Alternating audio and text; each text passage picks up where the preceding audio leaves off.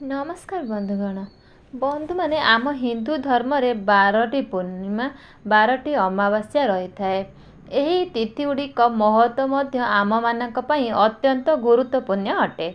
एही तिथि गुड़िकर जदि आमे विशेष उपाय पालन करिबा एहा द्वारा आमर 33 कोटी देवादेवींकर आशीर्वाद प्राप्ति हेबो।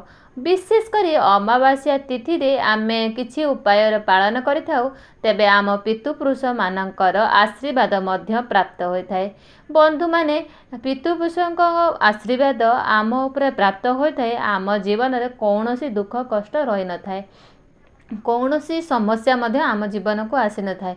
मात्र जदि आम उपरे पितृदोष लागे, कौनसी कारण आमर पितृपुरुषक असंतुष्ट हुअन्ति तेबे आम जीवन नर्क सहित समान हो जाए।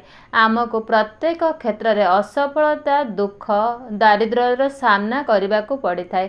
तेबे बंधु माने अमावास्याटी एपरि गोटे तिथि होइथाए जो तिथि रे देवादेवी को प्रसन्न करने सहित पितृपुरुष मान प्रसन्न करने किसी उपाय पालन करें। यही उपाय गुड़िक सठिक भाव में पालन करनियंती तेबे देवादेवी सहित आपणकर पितृपुरुषों सहित आशीर्वाद प्राप्ति हेबो, जहाँ फल आपण जीवन में चली अनेक गुड़िक समस्या अंत होता है।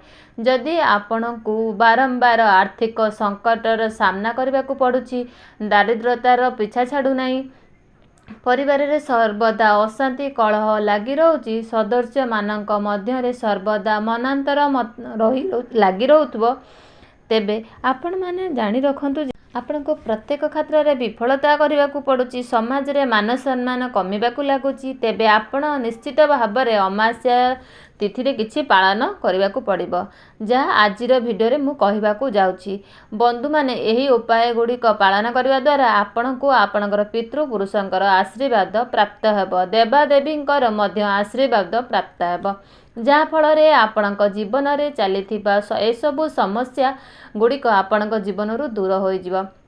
बंधु माने आम हिंदू धर्म रे अमावास्या तिथि को आमर पितृपुरुष को समर्पित करा जाय था। यह व्यतीत एही दिनटी तंत्र साधना पाई मध्य अधिक महत्व दिया जाय था। एही दिन पितृपुरुषों दर्पण एवं पिंडदान करा जाय था। यह सहित विधि विधान पूर्वक स्नान करी ध्यान करी भगवान विष्णुंकर पूजा अर्चना मध्य करा जाय था। गरुड़ पुराण अनुसार अमावास्या तिथि रे पितृपुरुषों को संबुदर्पण करी पिंडदान करने द्वारा आपण जीवन में चली अनेक प्रकार संकट आपण को मुक्ति मिलता है। यह सहित गृह रे सुख समृद्धि शुभतार आगमन होता है। यही दिन काल सर्पदोष पितृदोषर निवारण पाई मध्य अनेक उपाय पालन करा जायता है। तेबे एही अमावास्या तिथि रे पितृपुरुष संतुष्ट करबा पाई पितृदोषरु मुक्ति करबा पाई दान पुण्य एवं श्राद्ध कर्मर बहुत किसी आवश्यकता रही है। तेबे बंधु माने सेथिपाई आपण ए अमावास्या तिथि रे दुखी एवं दरिद्र व्यक्ति मानकु खाद्य एवं वस्त्र दान करंतु। सूर्य अस्त हैला परे आपण निज घरर दक्षिण दिगरे सोरिष तेल रे एक दीप जलाई दियंतु एवं सेई दीप रे किछि कला राशि पकाई दियंतु। एही दिन आपण पितृश्रुत पितृ कवचर पाठ करंतु। एपरि करबा द्वारा आपण को पितृपुरुषंकर आशीर्वाद प्राप्त हेबो एवं आपणक जीवन रे आसुथिबा अनेक संकट समस्या रु आपण मुक्ति मिली थाए। तो बंधु माने यह तो थिला आपणकर पितृपुरुषंकर संतुष्ट करिवार उपाय। एबे आसंतु जानिबा माँ लक्ष्मी को संतुष्ट किछि उपाय। जो उपाय गुड़िक आपण को पालन कर द्वारा माँ लक्ष्मी को प्रसन्न करें। कारण यही अमावास्याटी शुक्रवार दिन पड़ुछि। शुक्रवार दिनटी माँ लक्ष्मी को समर्पित अटे। शुक्रवारटी माँ लक्ष्मीकर अत्यंत प्रिय बार अटे। सेही दिन जदि आपण श्रद्धा भक्तिर सहित महालक्ष्मी को स्मरण करी तांको उद्देश्य किछि उपाय रे पालन करती आपण निश्चित भाव में माँ लक्ष्मीकर कृपा प्राप्ति हेबो। आपणक जीवन में धन जनित समस्या अंत हो जिवो। तेबे बंधु माने आसंतु जानि नबा किछि उपाय। जो उपाय गुड़िक यही अमावास्या तिथि रे पालन करने द्वारा आपण को निश्चित रूप से महालक्ष्मीकर आशीर्वाद प्राप्ति हेबो एवं आपणक गृह रे महालक्ष्मीकर स्थायी वास मध्य हेबो। ତ ବନ୍ଧୁମାନେ ମହାଲକ୍ଷ୍ମୀକୁ ପ୍ରସନ୍ନ କରିବା ପାଇଁ ଆପଣ ଏହି ଆଷାଢ଼ ଅମାବାସ୍ୟା ତିଥିରେ ନିଜ ଘର ଐଶାନ୍ୟ କୋଣରେ ଏକ ଘିଅର ଦୀପ ଜଳାନ୍ତୁ। ଧ୍ୟାନ ରଖିବେ ସେହି ଦୀପଟି ସୂର୍ଯ୍ୟ ଉଦୟ ସମୟରୁ ସୂର୍ଯ୍ୟ ଅସ୍ତ ପର୍ଯ୍ୟନ୍ତ ଜଳୁଥାଏ, ଅର୍ଥାତ୍ ଆପଣ ଅଖଣ୍ଡ ଦୀପଟିଏ ଜାଳନ୍ତୁ। ଏପରି କରିବା ଦ୍ୱାରା ଆପଣଙ୍କୁ ମହାଲକ୍ଷ୍ମୀଙ୍କର ଆଶୀର୍ବାଦ ପ୍ରାପ୍ତ ହୋଇଥାଏ ଏବଂ ଆପଣଙ୍କ ଗୃହରେ ମହାଲକ୍ଷ୍ମୀଙ୍କର ସ୍ଥାୟୀ ମଧ୍ୟ ହୋଇଥାଏ। ଏହା ବ୍ୟତୀତ ଆପଣ ଏହି ଅମାବାସ୍ୟା ଦିନ ସୂର୍ଯ୍ୟ ଉଦୟ ସମୟରେ ନିଜର ବ୍ରହ୍ମ ମୁହୂର୍ତ୍ତରୁ ଉଠି ସ୍ନାନ କରି ସାରି ନିଅନ୍ତୁ। ଏହାପରେ ଆପଣ ନିଜ ଘର ନିକଟରେ କୌଣସି ଓସ୍ତ ଗଛ ନିକଟକୁ ଯାଆନ୍ତୁ। ଓସ୍ତ ଗଛ ମୂଳରେ ଜଳ ଅର୍ପଣ କରି ଆପଣ ଘିଅର ଦୀପଟିଏ ପ୍ରଜ୍ୱଳନ କରନ୍ତୁ, ଯାହାଫଳରେ ଆପଣଙ୍କୁ 33 କୋଟି ଦେବାଦେବୀଙ୍କର ଆଶୀର୍ବାଦ ପ୍ରାପ୍ତ ହେବ। କାରଣ ଓସ୍ତ ଗଛରେ 33 କୋଟି ଦେବାଦେବୀଙ୍କର ବାସ ହୋଇଥାଏ ଏବଂ ଆପଣ ଅମାବାସ୍ୟା ଦିନ ଏହି ଉପାୟଟି ପାଳନ କରିବା ଦ୍ୱାରା ଆପଣଙ୍କୁ 33 କୋଟି ଦେବାଦେବୀଙ୍କର ଆଶୀର୍ବାଦ ମିଳିଥାଏ। ପିତୃଦୋଷରୁ ମଧ୍ୟ ମୁକ୍ତି ମିଳିଥାଏ। ଏହା ବ୍ୟତୀତ ଆପଣଙ୍କ କୁଣ୍ଡଳୀରେ ଶନି ଦୋଷ ଥାଏ କିମ୍ବା ଆପଣଙ୍କ କୁଣ୍ଡଳୀରେ ଶନିଙ୍କର କୌଣସି ଅଶୁଭ ପ୍ରଭାବ ରହୁଥାଏ, ତେବେ ସେଥିରୁ ମଧ୍ୟ ଆପଣଙ୍କୁ ମୁକ୍ତି ମିଳିପାରିବ। ଆଉ ଗୋଟିଏ ଉପାୟ ହେଉଛି ଆପଣ ଏହି ଅମାବାସ୍ୟା ଦିନ ବ୍ରହ୍ମ ମୁହୂର୍ତ୍ତରୁ ଉଠି ସ୍ନାନ କାର୍ଯ୍ୟ ସାରି ନିଅନ୍ତୁ। ତେବେ ବନ୍ଧୁମାନେ ଏହି ଦିନ ଗଙ୍ଗା ସ୍ନାନର ଅତ୍ୟନ୍ତ ମହତ୍ତ୍ୱ ରହିଥାଏ। ତେବେ ପ୍ରତ୍ୟେକ ବ୍ୟକ୍ତି ଗଙ୍ଗା ସ୍ନାନ କରିବା ସମ୍ଭବତ ନୁହେଁ। ଆପଣମାନେ ନିଜ ସ୍ନାନ ଜଳରେ କିଛି କିଛି ବୁନ୍ଦା ଜଳ ଗଙ୍ଗା ଜଳ ପକାଇ ସ୍ନାନ କରନ୍ତୁ। ଏପରି କରିବା ଦ୍ୱାରା ଆପଣଙ୍କୁ ଗଙ୍ଗା କରିବାର ପ୍ରାପ୍ତ ମିଳିଥାଏ। ବ୍ରହ୍ମ ମୁହୂର୍ତ୍ତରୁ ଉଠି ଗଙ୍ଗା ଜଳରେ ସ୍ନାନ କରନ୍ତୁ। ତାପରେ ଆପଣ ଲାଲ ରଙ୍ଗର ବସ୍ତ୍ର ପରିଧାନ କରନ୍ତୁ। ଲାଲ ରଙ୍ଗର ବସ୍ତ୍ରଟି ମା ଲକ୍ଷ୍ମୀଙ୍କର ଅତ୍ୟନ୍ତ ପ୍ରିୟ ହୋଇଥାଏ। ଏହାପରେ ଆପଣ ନିଜ ଠାକୁର ଘରେ ମହାଲକ୍ଷ୍ମୀଙ୍କର ମୂର୍ତ୍ତି କିମ୍ବା ଫଟୋ ସାମ୍ନାରେ ଘିଅର ଦୀପ ଜଳାଇ ଦିଅନ୍ତୁ। ସେହି ଘିଅରେ ଆପଣ କିଛି କେଶର 2ଟି ଲବଙ୍ଗ ମିଶାଇ ଜାଳନ୍ତୁ। ତାପରେ ଆପଣ ସେହି ଦୀପ ସମ୍ମୁଖରେ ମହାଲକ୍ଷ୍ମୀଙ୍କର କୌଣସି ବା ମନ୍ତ୍ର ଉଚ୍ଚାରଣ କରନ୍ତୁ।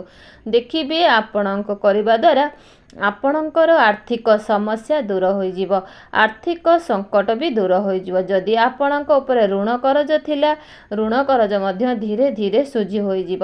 ତେବେ ବନ୍ଧୁମାନେ ସବୁଠାରୁ ଗୁରୁତ୍ୱପୂର୍ଣ୍ଣ କଥାଟି ହେଉଛି ଯେଉଁ ବି ଉପାୟ ପାଳନ କରୁଛନ୍ତି ତାକୁ ଶ୍ରଦ୍ଧା ଏବଂ ବିଶ୍ୱାସ ପୂର୍ବକ ପାଳନ କରନ୍ତୁ, ତେବେ ଯାଇ ଆପଣଙ୍କୁ ଏହାର ଫଳ ପ୍ରାପ୍ତି ହେବ। ଏହା ବ୍ୟତୀତ ଆପଣଙ୍କର ଆର୍ଥିକ ସଙ୍କଟକୁ ଦୂର କରିବା ପାଇଁ ଆପଣ ଅନ୍ୟ ଏକ ଉପାୟ ମଧ୍ୟ କରିପାରିବେ। ଏହି ଉପାୟରେ ଅମାବାସ୍ୟା ତିଥିରେ ଆପଣ ବ୍ରହ୍ମ ମୁହୂର୍ତ୍ତରୁ ସ୍ନାନ କାର୍ଯ୍ୟ ସାରି ନିଜର ଠାକୁର ପୂଜା ସାରିଲା ପରେ ତୁଳସୀ ମାଳିରେ 108 ଥର ଗାୟତ୍ରୀ ମନ୍ତ୍ର ଜପ କରନ୍ତୁ ଏବଂ ଜପ କରିବା ପରେ ମହାଲକ୍ଷ୍ମୀଙ୍କୁ ଆପଣ ଆର୍ଥିକ ସମସ୍ୟା ଦୂର କରିବା ପାଇଁ ତାଙ୍କର ବିଶେଷ କୃପା ପ୍ରାର୍ଥନା କରନ୍ତୁ। ଏପରି କରିବା ପରେ ଆପଣଙ୍କର ଆର୍ଥିକ ସଙ୍କଟ ଦୂର ହୋଇଯିବ। ଏହି ଦିନ ଆପଣ ନିଜ ଗୃହରୁ ନକାରାତ୍ମକ ଶକ୍ତି, ନକାରାତ୍ମକ ଊର୍ଜା ଗୁଡ଼ିକ ଦୂର କରିବା ପାଇଁ ପାଣିରେ ଅଳ୍ପ କିଛି ଲୁଣ ମିଶାଇ ସେଥିରେ ଆପଣଙ୍କ ଗୃହରେ ପୋଛା ଲଗାନ୍ତୁ। ଏପରି କରିବା ଦ୍ୱାରା ଆପଣଙ୍କ ଗୃହରେ ସବୁ ସମସ୍ୟା, ନକାରାତ୍ମକ ଶକ୍ତି ଦୂର ହୋଇଯିବ। କାରଣ ଯେଉଁ ଗୃହରେ ସକାରାତ୍ମକ ଶକ୍ତି କମ୍ ହୋଇଯାଇଥାଏ, ନକାରାତ୍ମକ ଶକ୍ତି ବଢ଼ିଯାଇଥାଏ, ସେହି ଗୃହରେ ମହାଲକ୍ଷ୍ମୀ ବାସ କରିନଥାନ୍ତି, ଯାହାଫଳରେ ସେହି ଗୃହକୁ ଦୁଃଖ ଏବଂ ଦାରିଦ୍ର୍ୟତା ମାଡ଼ି ରହିଥାଏ। ତ ଆପଣମାନେ ଚେଷ୍ଟା କରନ୍ତୁ ସର୍ବଦା ଆପଣଙ୍କ ଗୃହରେ ନକାରାତ୍ମକ ଶକ୍ତି କମ୍ ରଖିବା ପାଇଁ ଏବଂ ସକାରାତ୍ମକ ଶକ୍ତି ଗୁଡ଼ିକ, ଊର୍ଜା ଗୁଡ଼ିକ ଯେପରି ଆପଣଙ୍କ ଗୃହରେ ଅଧିକ ରୁହେ ସେଥିପ୍ରତି ଉପାୟରେ ପାଳନ କରିବା ପାଇଁ। ତ ବନ୍ଧୁମାନେ ଯଦି ସପ୍ତାହକୁ 2ରୁ 3 ଥର ନିଜ ଘରେ ଲୁଣ ମିଶ୍ରିତ ଜଳରେ ପୋଛା ଲଗାନ୍ତି, ତେବେ ଆପଣଙ୍କ ଗୃହରୁ ନକାରାତ୍ମକ ଶକ୍ତି ଦୂର ହୋଇଯାଇଥାଏ। ତ ବନ୍ଧୁମାନେ ମନେ ରଖିବେ, ଶନିବାର ଦିନ, ଗୁରୁବାର ଦିନ ଆପଣ କେବେ ବି ଘର ପୋଛା ଲଗାଇବେ ନାହିଁ ଏବଂ ଲୁଣ ମିଶ୍ରିତ ପାଣିର କଦାପି ବି ପୋଛା ଲଗାଇବେ ନାହିଁ। ଏହା ବ୍ୟତୀତ ଆପଣମାନେ କ'ଣ କରିବେ, ଆପଣ ନିଜର ସକ୍ଷମ ଅନୁସାରେ କିଛି ଦାନ ପୁଣ୍ୟ କରନ୍ତୁ। ଏହି ଉପାୟ କରିବା ଦ୍ୱାରା ଆପଣ ସମସ୍ତର ସମସ୍ୟା ମୁକ୍ତି ମିଳିଥାଏ। ତ ବନ୍ଧୁମାନେ ଏହି ଦିନ ଆପଣ ଦୁଃଖୀ ଦରିଦ୍ର ବ୍ୟକ୍ତିମାନଙ୍କୁ ଚାଉଳ, ଲୁଣ, गहम क्षीर दही कला राशि वस्त्र यही सबु जिनिस दान करंतु।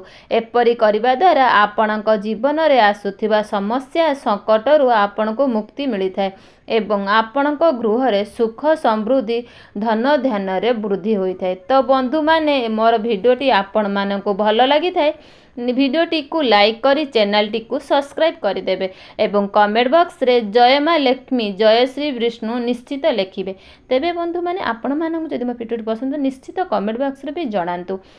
एपरी नुआ नुआ भिडियो आपण मानक पई पुणी थरे नेकी आसी। तेबे दर्शक बंधु मु रहिली पुणी देखा जीव आ उटे भिडियो रे रहिली दर्शक बंधु जय जगन्नाथ नमस्कार।